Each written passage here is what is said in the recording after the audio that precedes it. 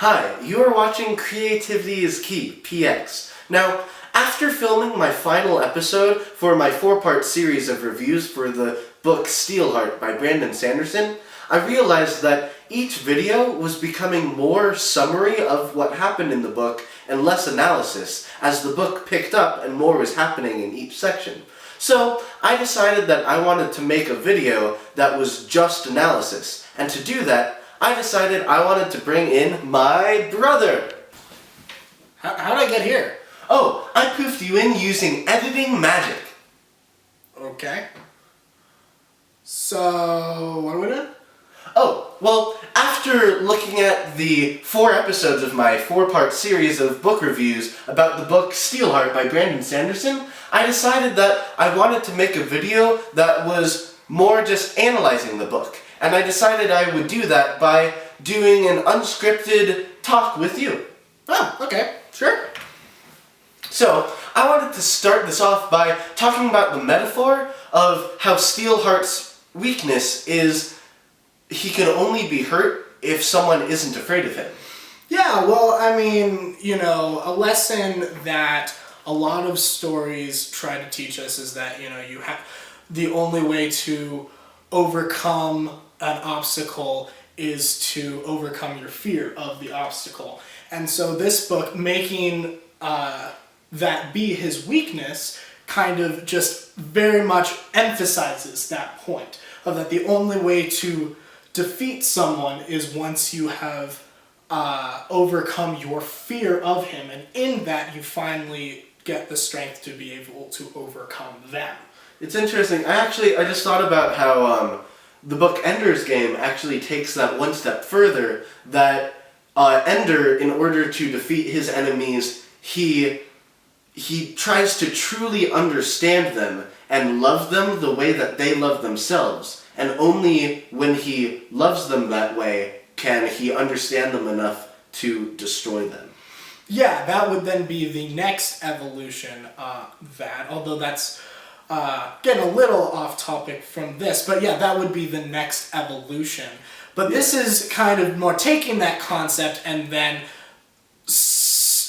symbolizing that in his weakness itself. Yeah, and I find that really interesting, the way, sort of how difficult that weakness is, because in the context of this book, he's already set up this empire and has done all of these things to make people fear him. Right. He's made it so it's constantly dark, so this whole city's sketchy. He's spread fake propaganda talking about terrible things that he's done, wiping out whole cities that he never actually did, and it's all to make people fear him. And so in the book, his weakness is actually a really powerful one, where the only person that David thinks might not fear him is himself, is Steelheart himself. Yeah. But before that, it must have been a pretty bad weakness to have, because, who's gonna fear you when you first start out? And how do you find out that you have powers in the first place until you get someone to fear you? Right, yeah, exactly. But then once he figured it out, he went hardcore. And you kind of see that at the very beginning of the book that kind of shows his rise to power. Because at the very beginning, no one knows who he is. Yeah, no one has really heard of him. He just appears flying into this bank and just, takes out this guy who's robbing the bank and tells him, conform or die, kind of thing. Exactly. Well, that's the thing. He had to make a very strong first impression because he had to make sure that the population from his very introduction feared him right away. Yeah. So that way he then had power over them and they would not be able to hurt him. But it evidently didn't work 100% because David's dad was a faithful. And a faithful is someone who still believes that the epics could be good and that they're actually going to be our savior someday. And so, David's dad actually saw him as their savior, saving them from the bank robber. And so, when the bank robber had come back to consciousness, he looked like he was going to try to hurt Steelheart from behind, and so his dad shot at the bank robber. Right. But when it grazed Steelheart, he wasn't afraid of Steelheart because he still thought he could be a good person, and that's why it hurt him. Exactly. Crazy. I also think it's crazy that Megan is Firefight. Yeah, that's definitely a twist. Yeah, it's interesting that like she had infiltrated and had been sending information the whole time, and that Steelheart knew all of the plans and the layout of the battle arena before they even got there. Like, I forgot to mention in the video that in preparation, guessing that he would bring Nightwielder along, they had the field floodlights replaced with UV bulbs. Right. But once they got there, the enforcement just started shooting those bulbs, knowing they were already there. Right. And so they couldn't use them on Nightwielder. And the Nightwielder went straight for David in the place where he was hiding. And so he was like very confused. He was like, I'm hiding, how can he see me? At first when I read it, I thought that maybe one of Nightwielder's secret powers was like X-ray vision or something. Mm-hmm. But no, it was that they had access to Megan's comm, and so they were listening to everything that was being said over like radio transmissions and stuff. Yeah, no, it was definitely an interesting twist, but honestly, the part that I found most interesting about learning that Megan is Firefight is the concept of her dying and then reincarnating and losing all of her memories, and then having to watch videos that she taped for herself just in case she died.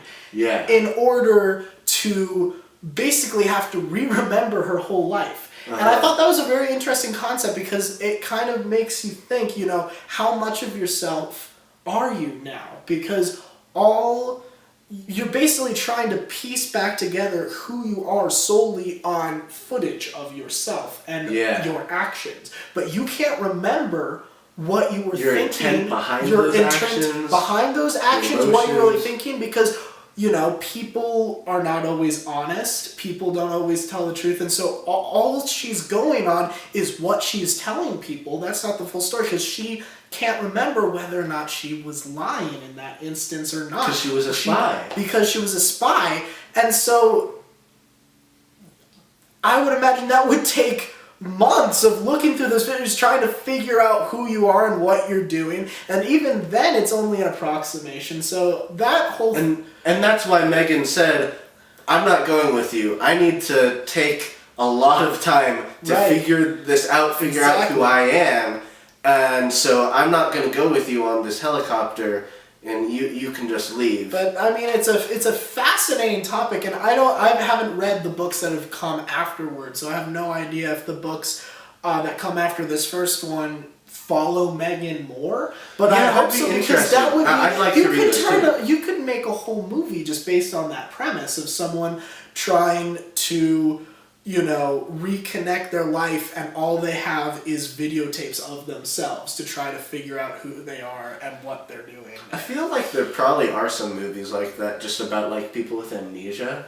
Right, like but that. I don't know. I think it would be something would be really cool. Very interesting to explore, and I hope that it's explored more in the other books, because that is a fascinating opportunity. Talking about movies, I also think that just this book and probably the whole Reckoner series would make really good movies too. Oh yeah. You know, especially with the trend of making young adult novels into movies. Oh well, I mean, as a film student, I definitely think it would be a fascinating story to try to turn into a movie, honestly. Yeah, I think it'd be really cool, especially with how big superheroes are. Yeah. You know, like the Marvel franchise is probably one of the biggest movie franchises now. Well, I mean, it's a fascinating, you know, very original take on the superhero genre. Yeah, because none of them are heroes. Right. Well, and I also think it's fascinating how the book explains that at the end, talking about how the more you use the powers, the more the powers corrupt them and cause them to become more arrogant